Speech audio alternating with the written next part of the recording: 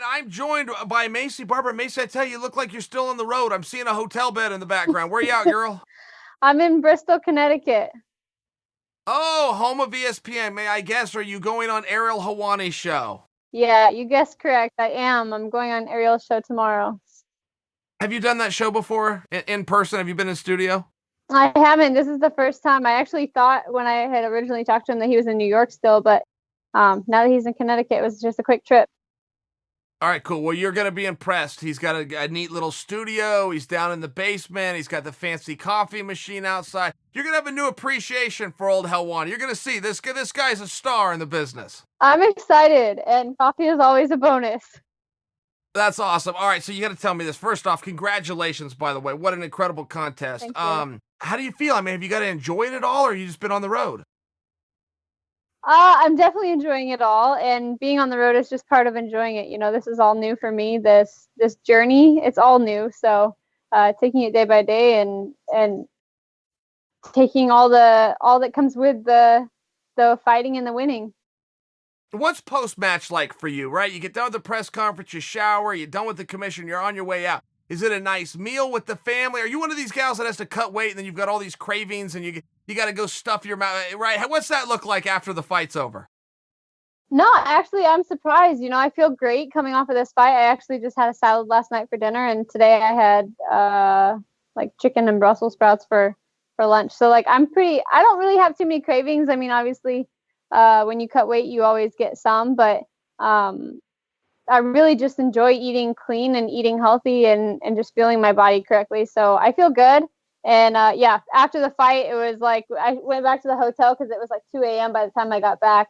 And my family had already eaten. So it was kind of good to just sit and chill and enjoy my family.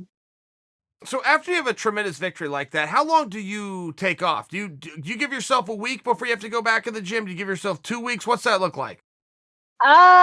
Usually, I mean, after the last fight, I was injured, so I didn't get to go back into the gym. But the blessing coming out of this fight is I have no injuries, so that was probably the biggest and most exciting thing for me. Was I looked at my coach and I'm like, the best part about this fight is that I get to go back to the gym on Monday, and he was like, "That's awesome. Take a week off." And I'm like, "No, I don't want to take a week off. Now I want to come back to the gym because I can." So, yeah, I don't want to take going back to the gym for granted. It's incredible to be able to go back.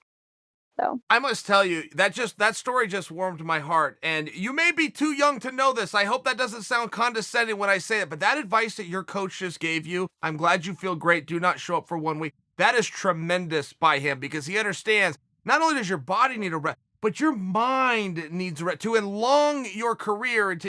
It's really important. Breaks are important. They're hard. Breaks are they as are hard hard. as Yeah. going really hard. And for some people like you, maybe harder, but they're very important. And that's a good coach right there. Yeah, for sure. I mean, that's been a lot of people, a lot of people on the team and all the coaches that I work with we're definitely like, take a week off. And I'm excited to just go home and just sit on my couch and have nowhere to be for once. My mom was like, yeah, every time you called me, it was like, oh, I got to go to here. I got to go to there. I got to go to practice. And she's like, it'll be good for you to just sit down and be like, I don't have to be anywhere today. And I am looking forward to at least a day of that. Okay, Mace, I only have one question about your fight, and it's this. When that fight was over, you looked so happy. You also looked relieved. I saw the excitement and the celebration. But here's why I ask you that. Were you not able to, I mean, you almost had a look on your face like, oh, thank goodness I got that one. It was completely dominant. Were you not aware in the middle? That match was not all that close and competitive. When I saw that relief on your face, relief? What's she didn't have a scratch on her. I mean, that's a sincere question, though. When you're out there in battle and you're just right, you're protecting yourself and you're trying to do your job at the same time, were you aware of how dominant that performance was? Well, I want to cover the whole relief thing. The relief part is I told my mom, actually, we were on a run one morning and I was just telling her it was about 4 weeks before the fight. And I was like, I'm ready. And I have this thing, the scream at the end of the fight. That scream is what I need to let out, and I can feel it. And as I go through camp and as I go through training, I can feel that pressure building. And when I go into training, I know that I have to be on point. I have to be smart. I have to be very technical. And there's this beast inside me that just wants to be let out. And as I continue to grow and train and create this super technical fighter that I'm trying to become, the more skills I have, the more I feel this need to just go out there and hurt someone and finish a fight. And so I can't let that out until the fight. And it's not even in the fight, because even when I'm walking out, I enjoy the moment and I like to be happy and I need to be calm, because when I'm calm, I feel like I'm more dangerous. But that is something that builds, and that I could feel it. I was like, this just needs to come out. It needs to come out. It needs to come out. And finally at the end of the fight, when I got to let out the scream because I got to finish that fight, that was more of like the relief. It was the pressure and the tension building inside me, and being able to just finally scream as loud as I can at the end and just let all that out. That was the relief. But in terms of like knowing that the competition, I mean, I know that I prepared and I was just ready. You know, I wasn't even nervous in the back. I was just like calm, and I was like, I'm ready for this. Like I'm ready to just go out there and do this. And I was aware that, you know, I was dominant. I always know that I'm pretty dominant in fights, and yeah, I just felt really good in this one. All right, I gotta ask you something else on that card. Yes. Are you aware of, have you caught up on the Greg Hardy inhaler situation? I haven't. I'm really confused by that. I'm kind of confused as the whole thing, honestly. Okay. All right, well, let me fill you in real fast, but let me start by asking you a question. Do you know, one of Greg's arguments, but he was telling the truth, I believe him on that. I didn't know. So here's what Greg did. In between rounds 2 and 3, he wanted an inhaler. He asked his coach had it in his pocket and said that, well, I got it in my pocket. They turned to a commission official. Can we take this? It's USADA approved. The official says yes. He takes it. Well, they were right. It is USADA approved. There's no issue there. Where the commission official was wrong is the commission was overseeing this. Is very clear that you cannot have anything except water in between rounds. But the official had it wrong. So he gave Greg information that was not true. Therefore, Greg is not personally in trouble, but his opponent was also violated, so they called it a no contest. It seemed as though everything was cool in the gang. I just want to know, did you know, as an athlete, the only thing you can have is water? I mean, I've never been told that, but it was kind of just like the assumption to me. I mean, like, it makes sense. Like, the only thing you can have is water. Like, what else would you have there? You know? I mean, the only thing that I bring with me when I walk out to the cage is I always bring chapstick, and that sounds weird, but I always bring chapstick. I always have it in the bucket. Do you put it on? But I don't think an inhaler makes sense, but. I've never seen you stop and put chapstick on. Is that like a just in case type thing, or do you put it on before you jump in there? No, I always have it because, like, after the weight cut, when you're pretty dehydrated, I always have chapstick, and I don't know. It was something I put on before I walk out, and then I'm just weird like that. I don't know. All right. Well, I don't put it on between rounds, though. That'd be weird.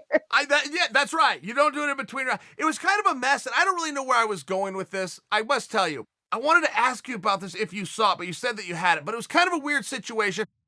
And I think maybe I come to you with a level of compassion to Greg Hardy because he took such a bad rap. But Mace, he did say, and this was all captured on camera and microphone, he's asked, can I do this? He got an answer. He relied on the answer. I guess maybe I wanted to just cover him a little bit because the poor guy, was he wrong? Sure he was.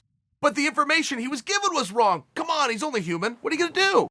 No, I completely agree with you. I think that if someone tells you and you're trusting them, I mean, that's on them. It's not really on you. Like, I would do the same thing. You know, if I needed an inhaler and I checked with someone who I thought was trustworthy, and who I thought knew what was going on, and they tell me yes, I'm going to kind of assume, yeah, that's fine. But then again, you also have to kind of take it upon yourself as an athlete and as a professional that you know that you need to double and triple check everything, whether it comes to like inhalers in that or even supplements that you're taking. You know, I don't just go off of one person's opinion because they could be wrong. So you have to go to multiple sources, I feel like. I like that. I've never heard that before. I like that because you're right. Greg Hardy was reasonable. He did the reasonable thing, but you were right. Maybe you've got to double and maybe you got to triple check. Maybe that's the lesson that we all learned here. I absolutely think that. All right, Mace, do this. Tell Ariel I said hello. Have an absolute blast tomorrow. I will be watching you. I will send you a text on your performance. I'm teasing. Have a great time. Enjoy Bristol. Thank By you the way, so much. are you at the? By the way, I got to give you some advice. Are you at the DoubleTree? I'm not. I'm at the Marriott in Farmington. Never I mind believe. that. Know what I was going to tell you? I was going to tell you, make sure you try the fish tacos. They're really good. But at the Marriott, you'll have to let me know what's good. Sometimes Okay. At the DoubleTree, they have fish tacos. That's usually the hotel you stay at. Well, we picked a place in between the airport and Hartford, or Bristol, or wherever. So yeah. Well, tell everybody hello. Have a great time. Thank you for your time. See you, Maycee. Well, Congrats. Thank you. Thank you very much. Uncle Chael, there's no bad guy like Uncle Chael. Never lost, not even around. Undefeated, undisputed. Oh yeah, here comes the bad guy. Uncle Chael, Uncle Chael. There's no bad guy like Uncle Chael.